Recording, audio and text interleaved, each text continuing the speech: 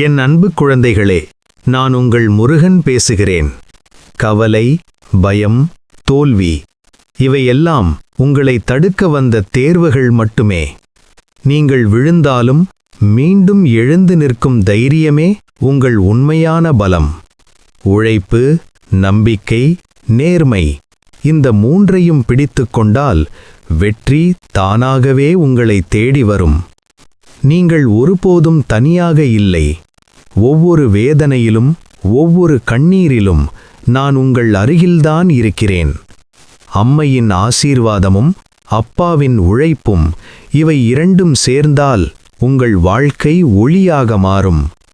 என்னை நம்புங்கள், உங்களை நீங்கள் நம்புங்கள், வெற்றி நிச்சயம். இந்த வார்த்தைகள் உங்கள் மனதை தொட்டிருந்தால் கருத்தில் ஒரே வார்த்தை எழுதுங்கள்: வேல் வேல்.